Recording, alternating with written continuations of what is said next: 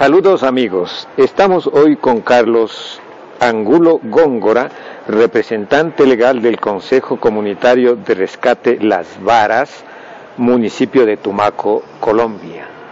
Con él queremos conversar sobre la vida, el desenvolvimiento del trabajo productivo de las comunidades, de los campesinos del sector donde él habita, que están en plena franja en donde se produce el cultivo de coca en Colombia, ¿no? Este es un tema que, como los hemos mencionado en alguna otra ocasión, hoy es de actualidad, o en todo caso está en el escenario de los debates, al menos acá en el Ecuador, de los debates periodísticos, al menos acá en el Ecuador, decimos porque a raíz de los hechos de violencia que se han suscitado en la frontera con Colombia, en la zona de Esmeraldas, hay mucha preocupación sobre este tema. Contigo, Carlos, lo que quisiéramos es hablar de estos temas, de la vida de los campesinos allí, con el propósito un poco de desmitificar el imaginario que existe aquí en el Ecuador, en el sentido de que toda esa franja está afectada por narcotraficantes, por delincuentes que acaban con la vida de quien se presenta en esa zona. Carlos, cuéntanos por favor cómo es la vida de los campesinos colombianos allá, de qué viven, cómo viven y por qué se dedican a este tipo de actividades. Bueno, lo primero agradecer por la invitación a este espacio que permita dar otros puntos de vista. Y lo primero que tendría que plantear sería que la coca no hace parte de las raíces fundamentales por las cuales se construyeron nuestras poblaciones, ni que tampoco en el contexto general de nuestros cultivos hacen parte de la mayoría de nuestra producción. O sea, la coca es un cultivo minoritario en cuanto a la extensión de nuestro territorio. No deja de ser un cultivo minoritario. Solo que la coca tiene cierta importancia porque los medios han querido mostrar que la coca es actualmente el motor de la realidad que vive el territorio, cuando no es así. A ver, el Pacífico Sur colombiano, el Pacífico en general, ha tenido un tratamiento por parte del Estado muy parecido al de las colonias. Se ha destinado ese sector del territorio a una explotación voraz de sus recursos naturales, netamente extractiva, que no genera en el mismo lugar donde se encuentran esas materias primas fuentes de empleo. Entonces, por ejemplo, nosotros tenemos los bosques de madera que con capitales del interior del país los extraen de nuestro territorio y los llevan hasta el interior del país y los transforman en muebles, obteniendo un valor agregado de más del 500%. Si el Estado quisiera repensarse la política económica desarrollada en los territorios nuestros, lo que haría sería crear las condiciones para que nosotros, que somos dueños de los bosques, pudiéramos preservar los bosques haciendo una reforestación continua, talar los que consideramos necesarios para desarrollar una industria maderera, constructora de muebles y de diferentes artículos, generar empleos al interior de nuestra comunidad y mejorar las condiciones de vida. Ahora, paréntesis, cuando tú hablas de los capitales, te estás refiriendo al gran capital, seguramente el gran capital, ¿sí? Por favor, sí. Ahora, lo plantearíamos, ese gran capital nacional ha hecho otras, injerencias en nuestros territorios. Por ejemplo, más de 80.000 hectáreas de palma fueron de territorios que históricamente eran de las comunidades nuestras, fueron prácticamente arrasados para sembrar el cultivo de la palma. afectando la fauna biológica y talando inmensas cantidades de nuestra selva para producir palma, sin que esto genere riqueza en nuestra comunidad. Lo mismo podríamos decir del oro en Barbacoa, lo mismo podríamos decir del platino y el oro en el Chocó, de la madera en el Chocó. Podríamos hablar lo mismo de Buenaventura, que es el puerto más importante del Pacífico de Colombia y que sin embargo no tiene acueductos, no tiene alcantarillados, no tiene agua potable, aunque es uno de los lugares que más llueve en el mundo.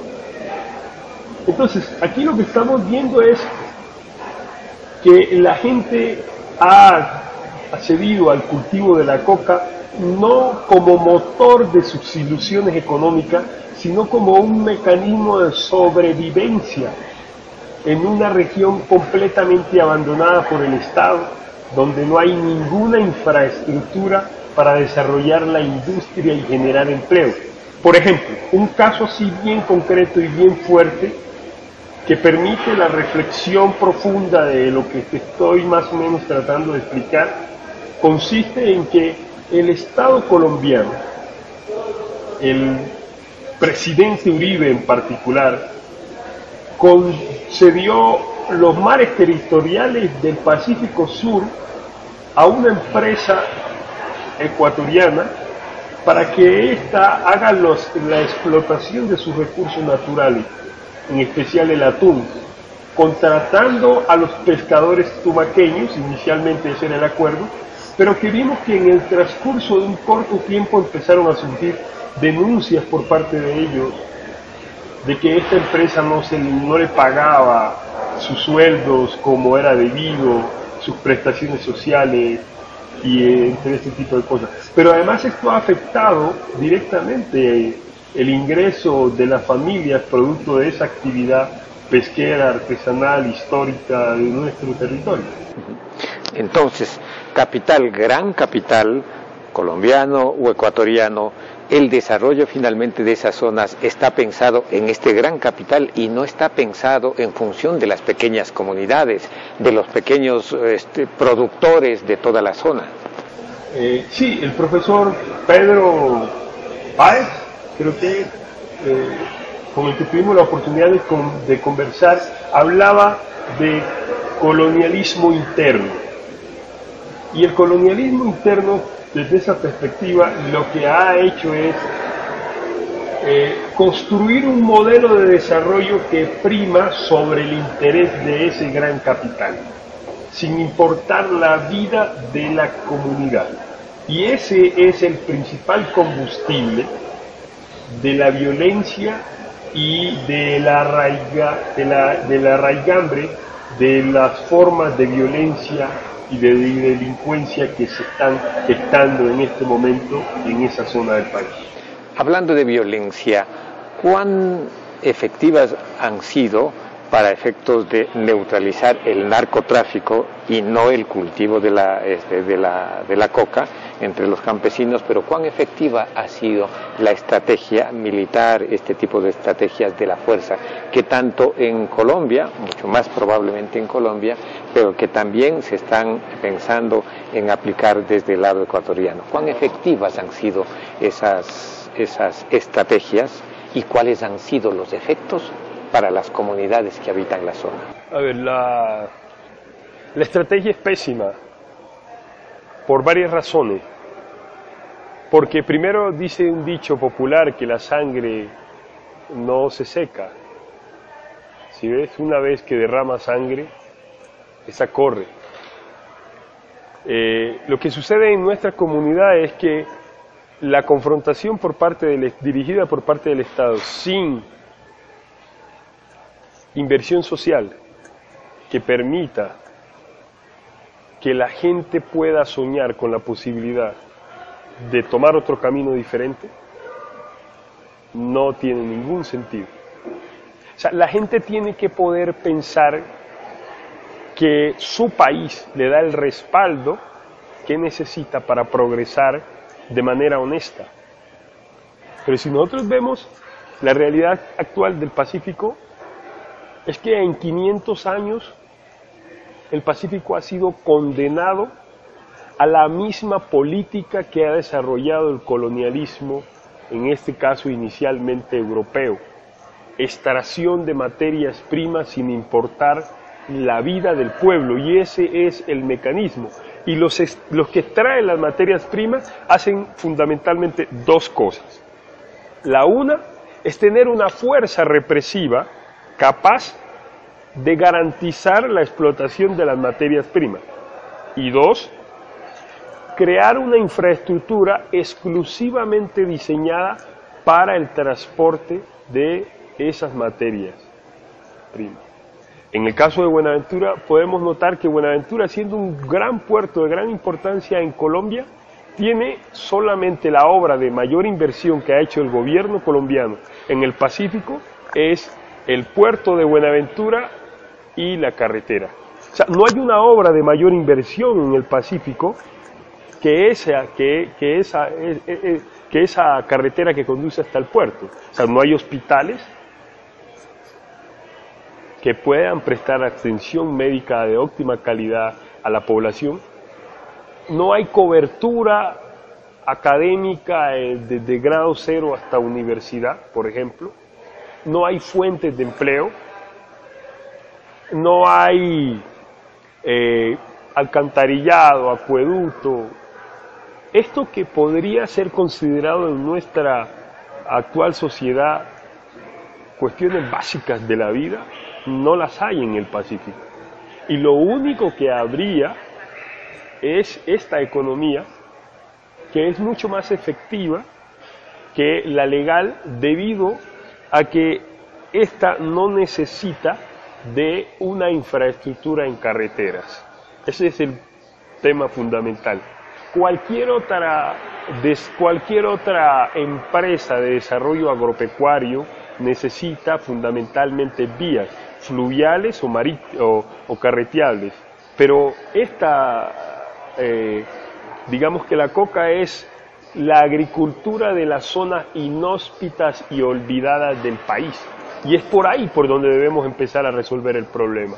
Es resolver las contradicciones históricas que han contenido al pueblo en la miseria en la que se encuentra. Parte de esas contradicciones históricas de las que tú hablas es la falta de una red vial eficiente. En años anteriores, los gobiernos de Ecuador y de Colombia diseñaron una estrategia que contempla la dotación, o contemplaba la dotación de carreteras de 3 puntos estratégicos que fueran el nexo entre las fronteras entre los dos países. Una era el puente sobre el río San Miguel, la otra el puente sobre el río Runchaca, y esta tercera que es el puente sobre el río Mira. El río Mira, ¿no? Del lado ecuatoriano se ha construido ese puente. ¿Qué ha pasado del lado colombiano y cuán positivo podría ser para el desarrollo de esa zona la construcción de estas carreteras? Mira, del lado ecuatoriano se ha construido, el Ecuador ha cumplido con su parte, en el caso exclusivo de la vía, y sin embargo del lado colombiano no se ha construido. A ver, lo que sucedería es que si se construye la vía binacional, esta le permitiría a las poblaciones de Tumaco estar en Esmeralda en 3 horas, más o menos, ¿ya? 3, 4 horas. Lo que quiere decir que es posible que nos quedaría mucho más fácil ir a Esmeralda que a Pasto. Pero si uno observa la composición étnica de la gente de Esmeralda y de la gente de Tumaco, eso sería algo muy importante en la medida en que es el mismo pueblo.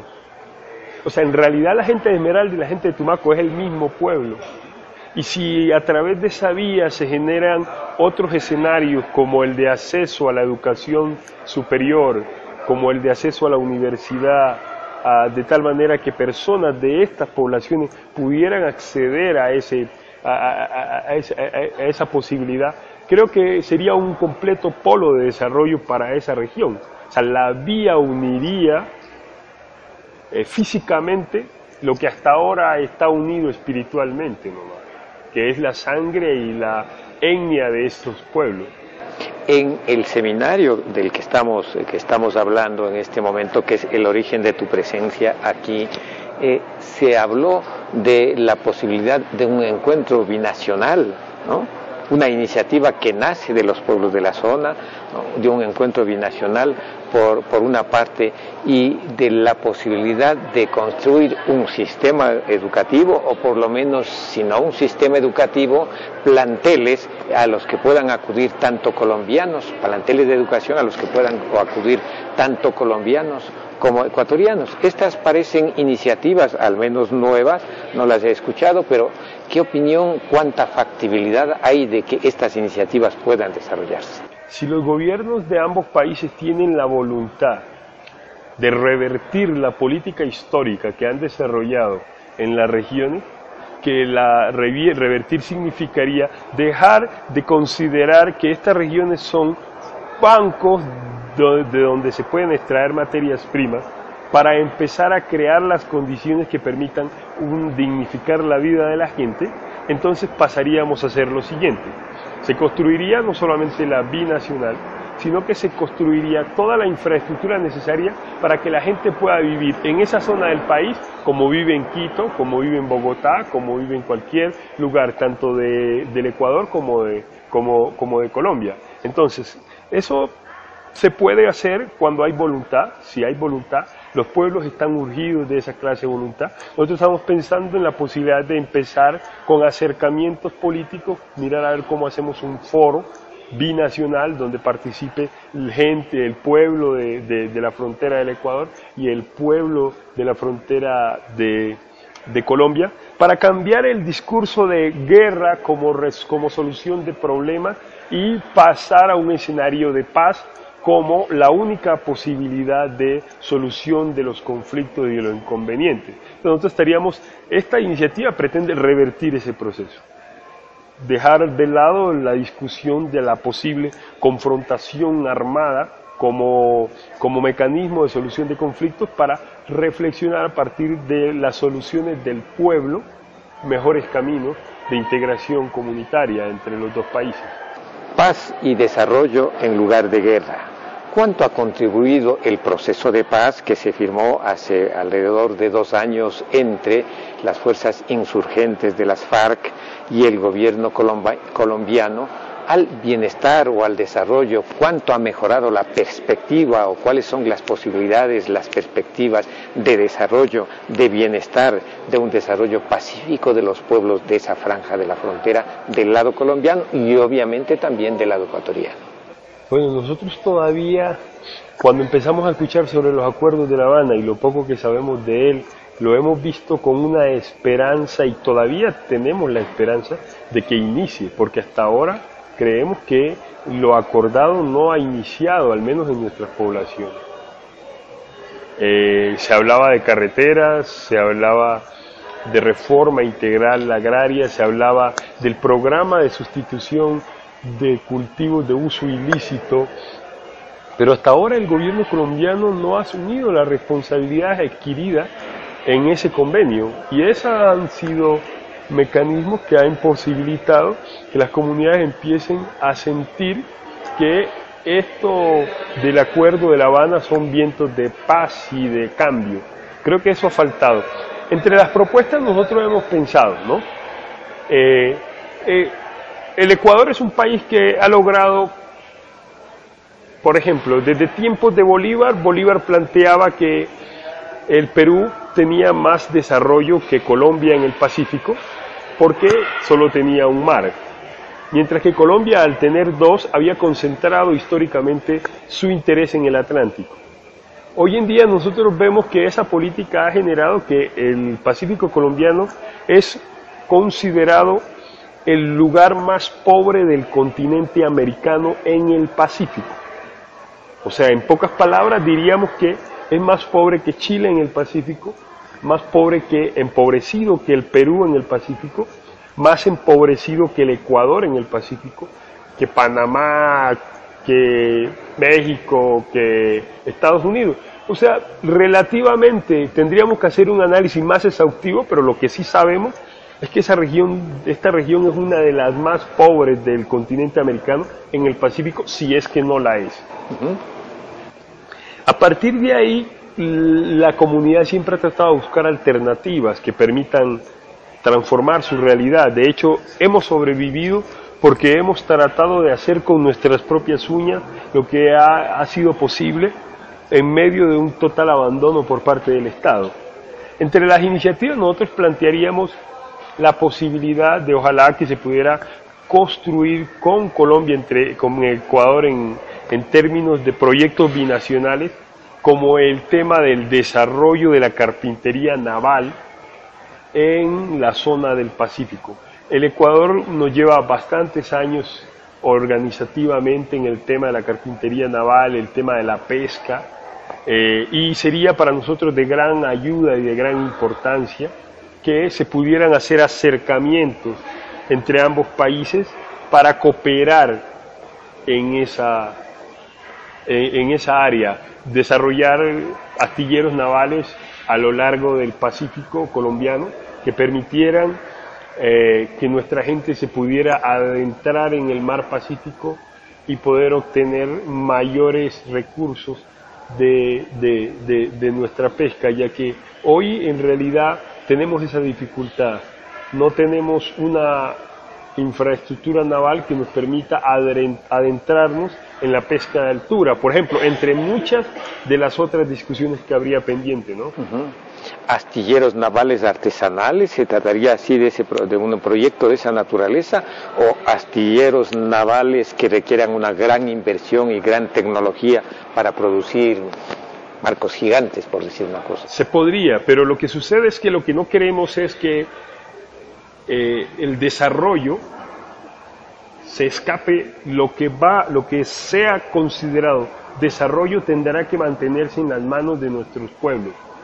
Y el tema del desarrollo de la carpintería naval es que si se conserva la carpintería naval y se hace una conservación en reforestación de nuestros bosques, nuestros pueblos podrán vivir 500 años más construyendo barcos de madera.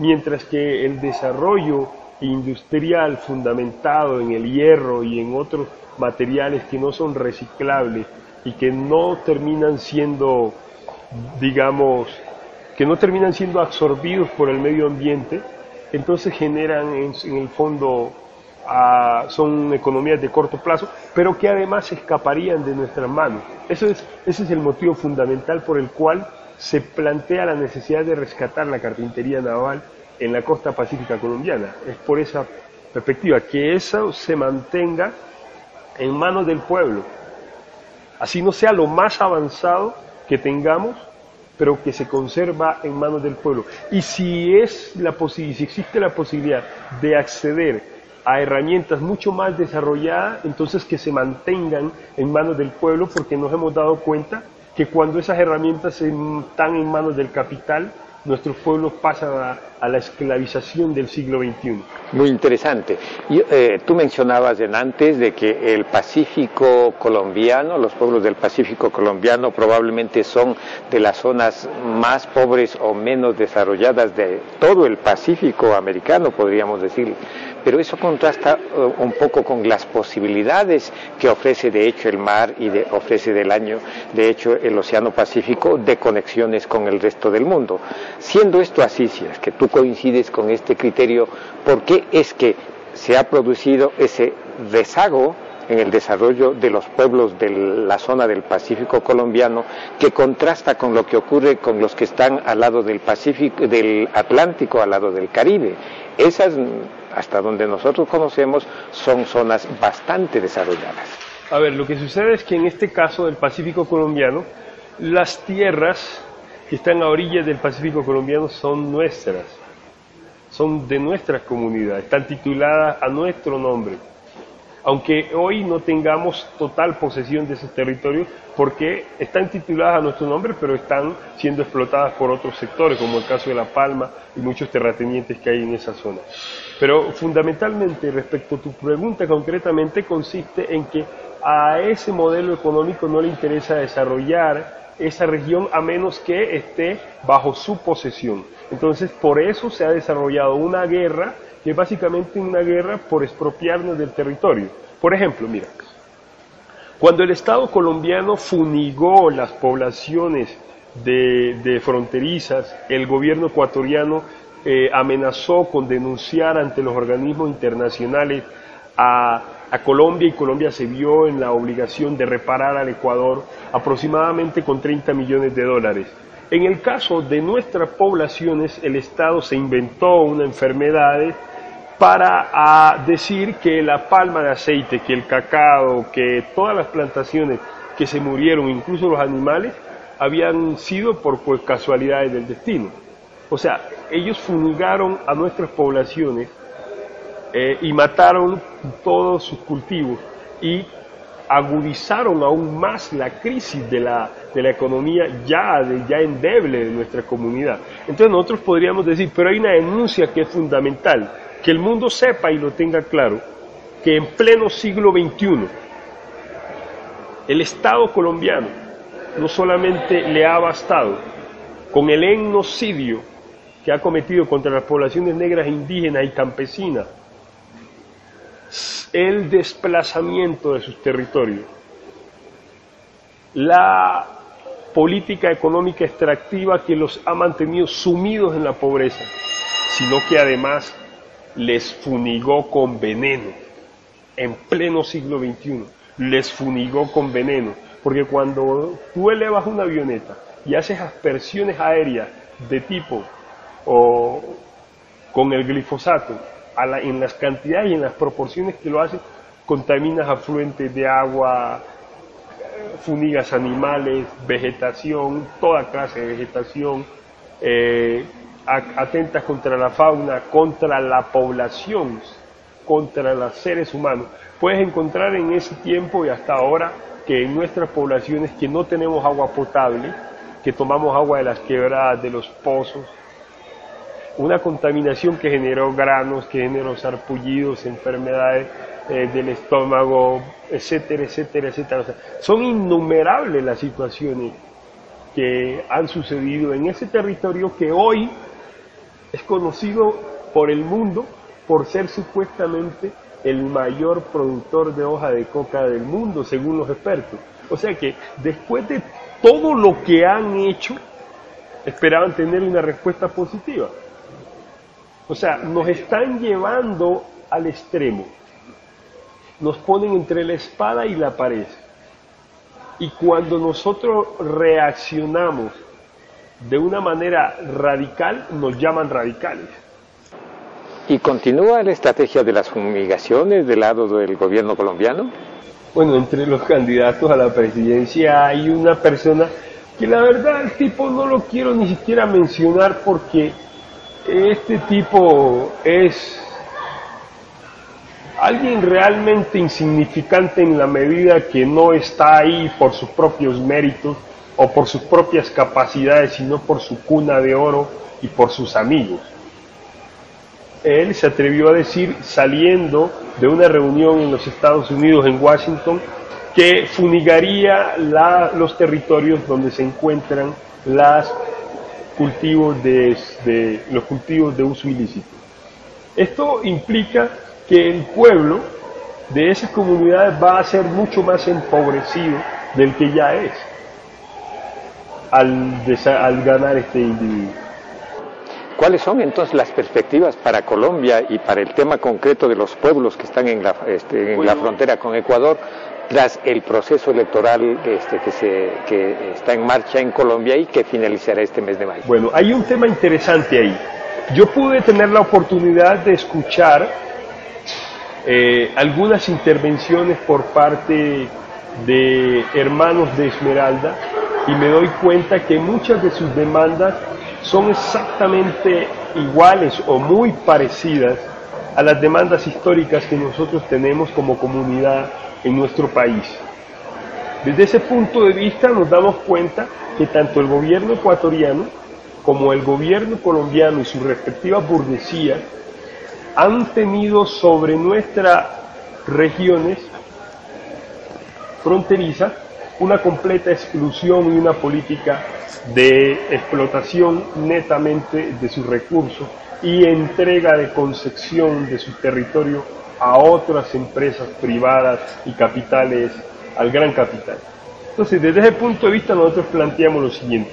En el caso de Colombia se está gestando la posibilidad de un proyecto político que intenta ofrecer una perspectiva diferente a la transformación de este país. Desde ese punto de vista hay algo que es muy interesante y es algo que muchos considerarían un eslogan de campaña, pero que para mí, desde mis discusiones internas, considero que no es un eslogan de campaña, sino que es una filosofía que pretende la transformación de una sociedad. Y esa transformación de la sociedad pretende llevarnos del actual y lamentable estado en el que estamos, de país exportador de coca, de país ilegal, de país improductivo, de uno de los países más inequitativos del mundo, y ese proyecto pretende humanizar a nuestra sociedad. Y para humanizar a nuestra sociedad hay que dignificarla. Ese proyecto, yo estoy personalmente comprometido con ese proyecto, que no es un eslogan de campaña, sino que es una filosofía de pensamiento que pretende una transformación positiva de la sociedad.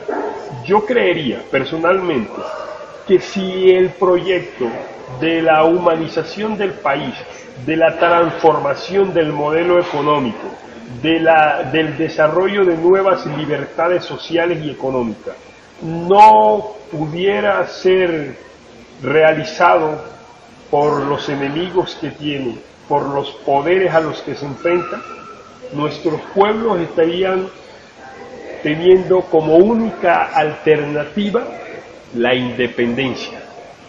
Independizarse y construir su propia nación. Ahora, cuando yo digo que independizarse y se habla de que nosotros somos una región empobrecida, nosotros somos una región empobrecida por las políticas económicas, lo que quiere decir que si nosotros cambiamos la política económica y volvemos a una política que se concentre en resolver nuestros problemas, en resolver nuestras contradicciones, eso será cuestión de tiempo. Y hay algo más importante aún. Por primera vez en la historia, la población negra de Colombia y también la del Ecuador, que es el mismo pueblo en sí, y los pueblos indígenas del Ecuador y los pueblos indígenas de Colombia, los pueblos sí en sí son los mismos. Por primera vez en la historia ha tenido un pequeño acceso al culto de las ideas, al conocimiento, y eso le permite tener a alguien formado casi en todas las áreas. Pero hay algo mucho más importante, es que si nuestros pueblos fueron capaces de construir estos poderosos países en calidad de esclavizados, obligados, sin la voluntad de su pensamiento, creo que en libertad, con la disposición de su voluntad, lo podríamos hacer mejor de lo que lo hemos hecho en beneficio de otros. Está claro que el problema del narcotráfico es un problema mundial. Siendo esto así, ¿hasta qué punto es posible pensar en la posibilidad de una estrategia regional conjunta que ya se estaba forjando a través de la Unión de Naciones Suramericanas, UNASUR, pero que lamentablemente por una serie de consideraciones ha quedado allí? Pero ¿cuán válido puede ser una estrategia regional para enfrentar este problema y que se contraponga sobre todo a la estrategia estadounidense sobre este tema? A ver, yo creo que lo primero que quiero plantear es que si los europeos llegaron a la conclusión que necesitaban unirse y construyen ese bloque económico que es la Unión Europea, que han tenido algunas dificultades, pero han centrado fundamentalmente, las naciones ricas de Europa decidieron unirse. Uno no se explica por qué los mandatarios de las naciones suramericanas no asumen esa responsabilidad de unirse. Y eso sucede a partir de que hay que hacer un giro total en la política económica de las naciones sudamericanas. ¿Por qué?